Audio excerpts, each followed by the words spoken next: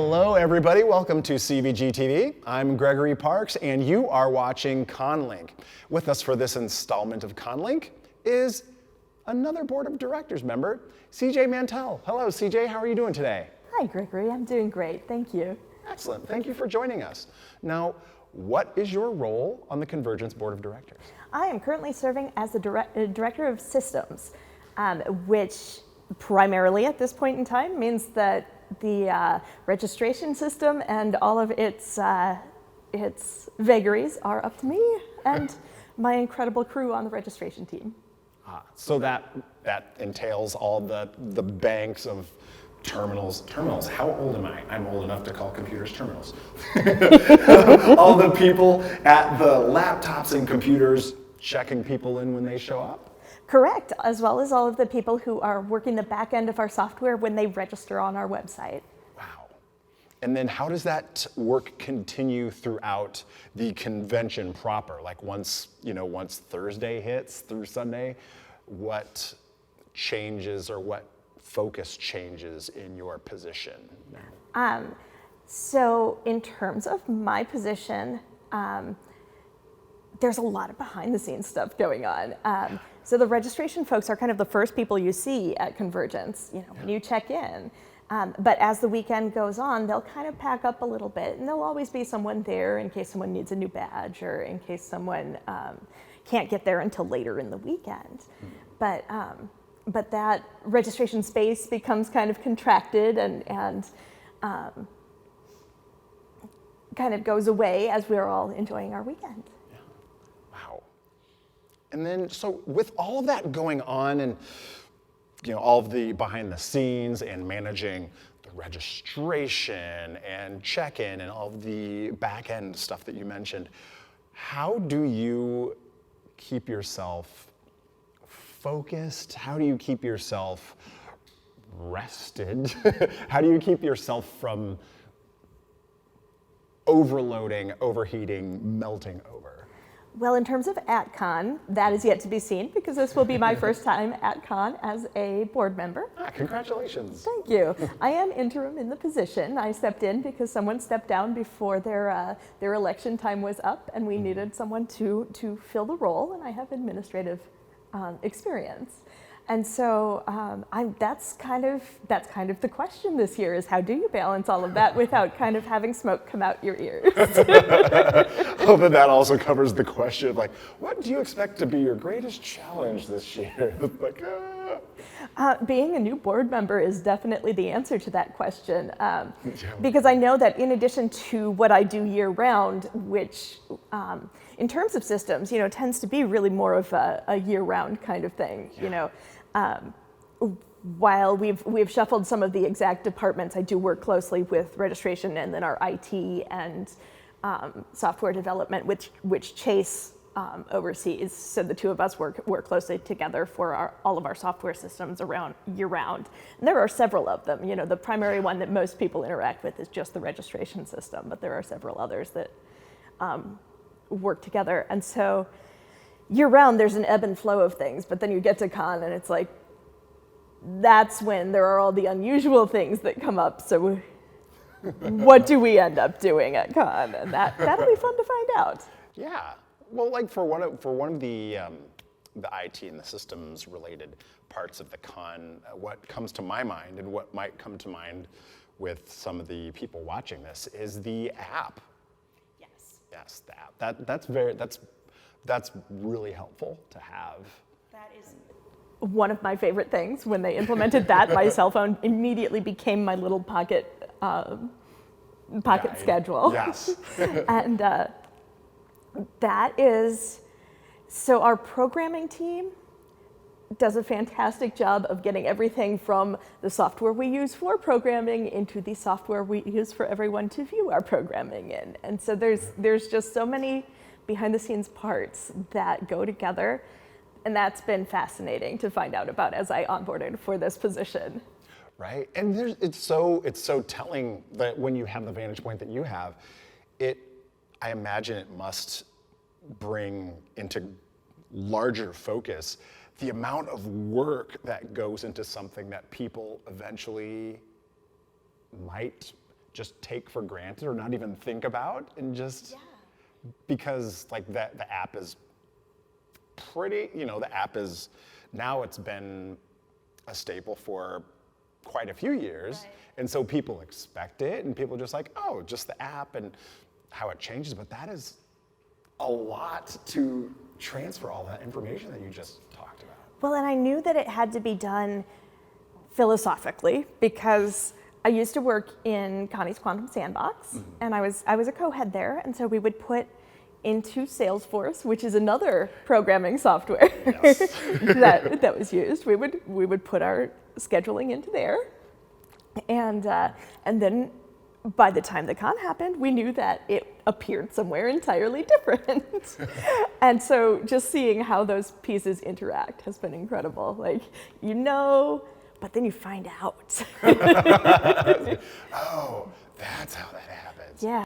So then what similarities have you found between your work with the Quantum Sandbox and your interim position with systems? Like, what sort of things have you found translate or build on your previous experience?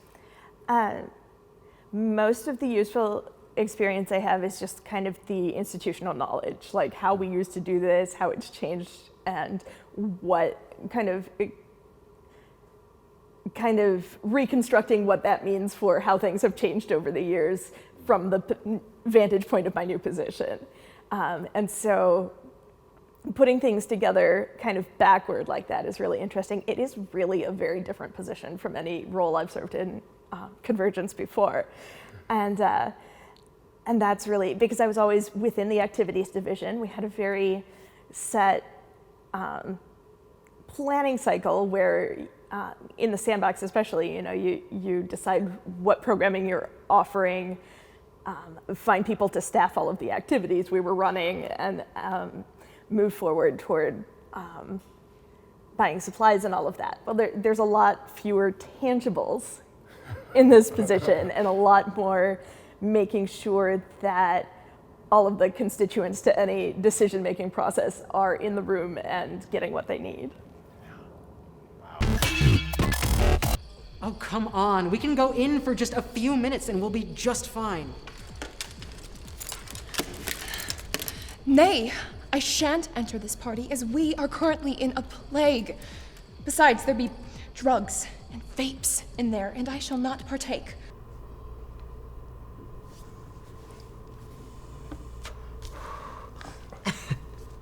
We can just wear our masks. +3 against viral beholders. I do not believe you are going to wear your mask the whole time that you're in there. You can't go 5 minutes without hitting your magical pipe. Ooh.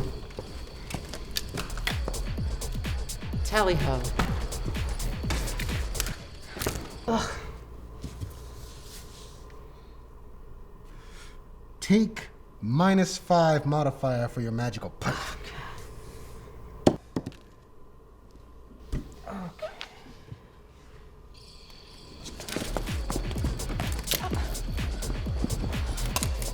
What did I tell you?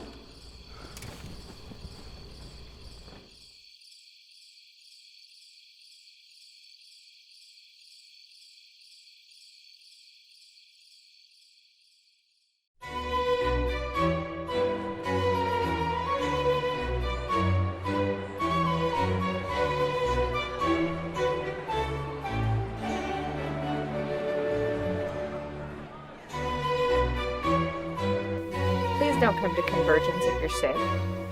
And for sake, cover it when you cough or sneeze.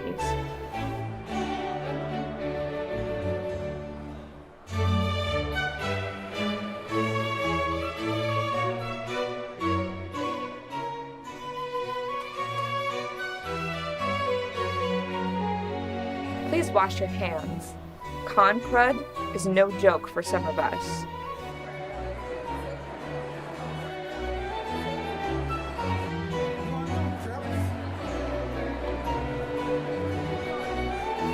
Please do not touch foodstuffs with your bare hands or feet. Do you want ghosts? This is how you get ghosts. Again, a lot of it, from any of the board of directors members that I've talked to, there's a lot of organizational awareness and a lot of organizational work that goes into CONvergence, to this thing that we all enjoy attending every year. And speaking of that, what are some of your favorite parts of being at CONvergence every year? What do you look forward to most? I love the ceremonies at either end, opening and closing. That is actually how I got involved with CONvergence. My spouse ended up being involved with the ceremonies, and I kind of said, I gotta find something to do. There's an awful lot of time where he's on stage and I'm not doing anything. And so that's how I got involved in planning. And so those are both some favorites. What I tend to tell people when they are first attending con is look for things that involve guests of honor, because even if they're not like performance-based, which is what I usually see our guests in because of my spouse, they usually involve, like, something wacky always happens. And it's great, like, even if it's just, even when I was in Sandbox, we would end up having someone come and demonstrate how to draw the characters that they draw. Oh, cool. But there was always something fun that ended up happening in the middle of that panel, and I was like, I'm so glad I'm here for this. And just, especially if it's someone from within a fandom you are particularly drawn to, someone you've heard of before, check their schedule on Sched, because you can choose guests of honor to filter the schedule and just kind of try to pop into a few things they're involved in. That's kind of some of my favorite programming, and from there you can get kind of an idea of where else within our programming you might want to go. Yeah, like that's really, I'm really glad that you said that, because that is something that I've noticed, and I'd like to think that a lot of CONvergence attendees have noticed, is it seems that the guests of honor just really tend to love opening up and having fun in whichever way, they do it. Even some who are notably stoic or kind of curmudgeonly do seem to open up in ways that you can only experience if you're there at the panel, or otherwise you'll be hearing about it and then you might be wishing you went there. Yeah, absolutely. You're in for some FOMO if you miss out on the guests' shenanigans, because we're an all-volunteer con. There's a lot of what would you like to be involved in when planning a guest's itinerary, and so here's our programming. Is there anything you'd like to be on a panel for, or attend, or participate in? Is there anything, especially our artists when they come in, is there anything you'd like to do to teach people in our sandbox where you can really play and interact with people? And that, I think just the way we're run helps make that accessibility a little easier.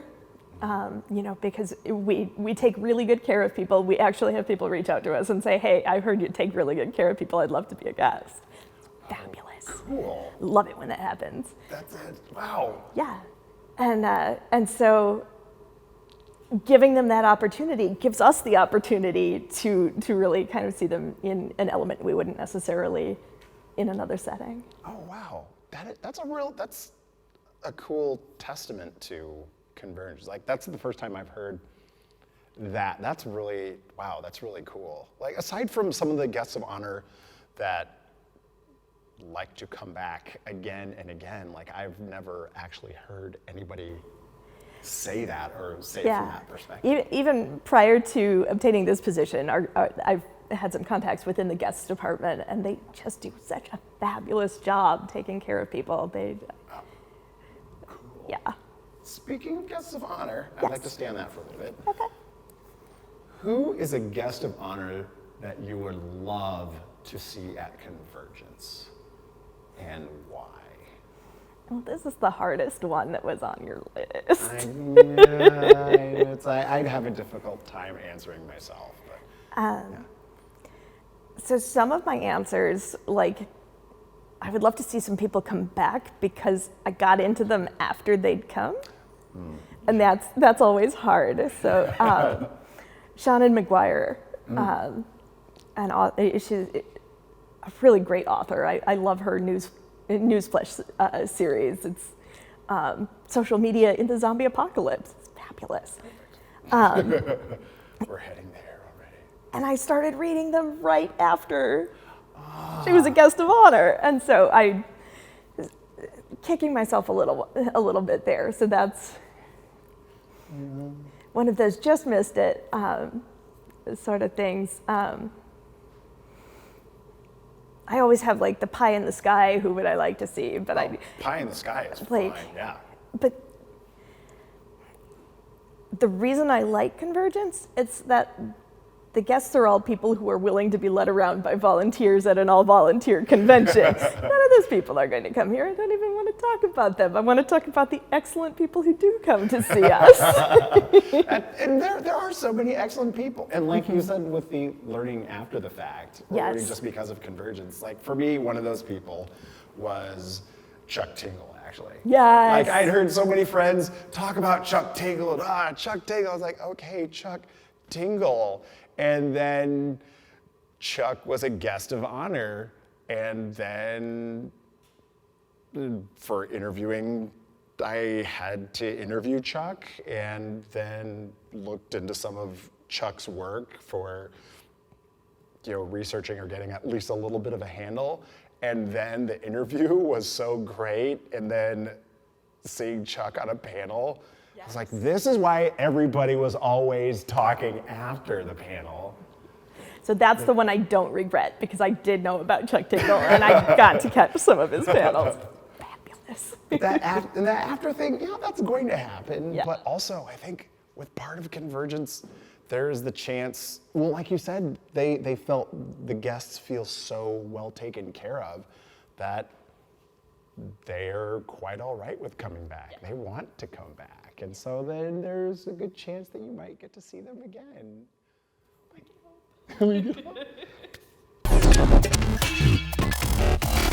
Hi there, all you very nearly adults. I want to thank you for your positive responses to the advertising that was, okay, I admit it, between you and me, it was pointed right at you. I get to see so many of these, what do you call them, TikToks? You do all this. Give us money, free advertising, set yourselves up to be stuck on us forever. I love your support so much because it's so selfless. I mean, come on, you know, right? I don't care one bit about you. Enjoy our products.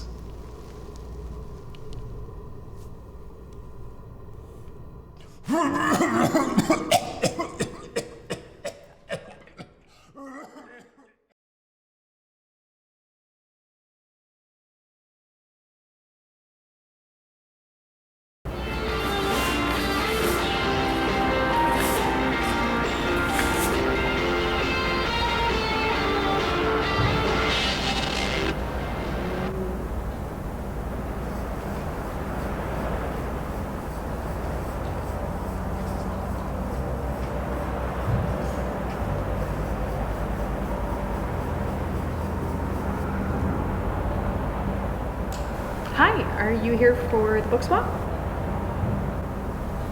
Well, that's wonderful. If you want to leave a book or take a book, maybe sit, read, and relax, it's all free here. Well, I mean, if you're feeling adventurous, we do have our blind date with a book selection, so you could try out something that you might not have considered.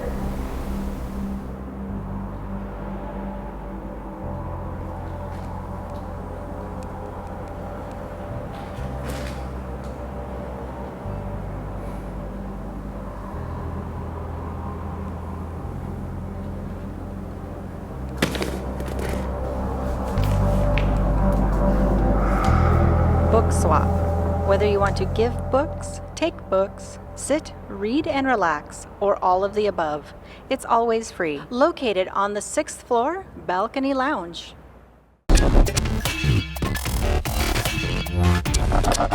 So as far spinning off of that, another not quite so serious question. Okay. But it's nerdily serious, but not like life import serious. What is a fandom that you like that you would like to see get more attention?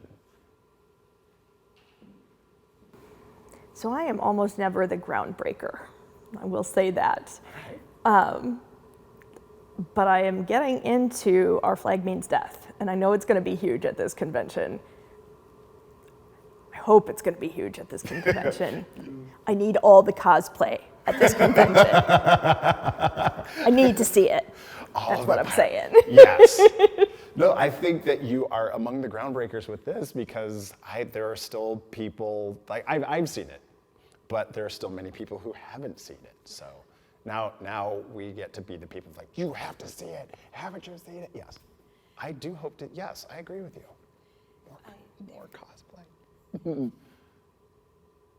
As things get easier, if they get easier, please let them get easier, to be in person, I'm looking forward to cosplay for all of the things that have come out over the past 2 years. Yes. I can't wait to walk the halls and see what everyone comes up with. Exactly. And I'm guessing that's one of your favorite parts of the convention. Yes. Being at the convention. Very much. I am a costume designer, and so looking at other people's costumes is one of the things that just makes my heart happy. Excellent. That was always fun in seeing the masquerade, like seeing what people come up with, or even if people aren't in masquerade, people just walking the halls. I've only managed to watch Masquerade once, right. And I did that on CVG-TV. Wow. Yeah. See, we deliver a service. Yes, like absolutely. That's one more time than I've been able to watch Masquerade. So yeah. You are once again a groundbreaker. all of my cosplay peeping happens in the hallway. Yeah. Well, that's the best place to see it. It is. We've been talking a little bit about, with the change in hotels, there's a whole different, where do you go to people watch vibe. And for my money, it's up on 4th floor. Yeah. Yeah. Some excellent cosplay peeping there. You heard it here, folks. 4th floor, if you're looking to catch some costumes in the wild, some marvelous cosplay in its natural habitat. Well, thank you for joining us, CJ. I'm so pleased that you were able to take time out of your day to come in and talk to us here for ConLink. Excellent. And I look forward to seeing you at CONvergence, seeing you run around back and forth. And so far, registration has been going smoothly. So thank you. Thank you. And thank you for joining us for this episode of ConLink. I'm Gregory Parks. We will see you for the next one.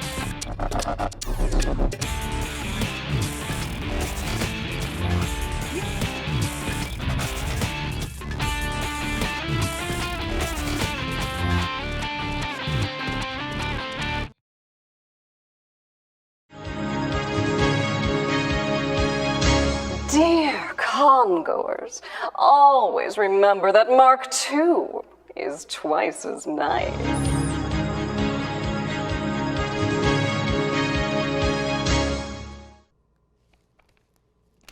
How you doing, little consumers? I just wanted to take a minute to thank each and every one of you little walking money bags for helping me keep my dying industry alive. You see, sometime within the last, decade or so, smoking became less cool. Can you believe that? I couldn't. I was pretty sure I was going to have to start selling used cars. Or timeshares or something. But then, our scientists came up with something that saved our bacon. Vaping. It's gotta be healthier, right? It ain't smoke, it's just steam or something. And don't you love that you can get your vape juices in all the flavors of candy that you loved as a kid? On top of that, when you vape, ain't no one can tell you when you get to use it or not.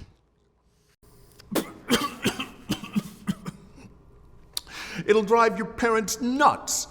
You're not supposed to do it, so doing it makes you cool. If James Dean was alive, he'd vape.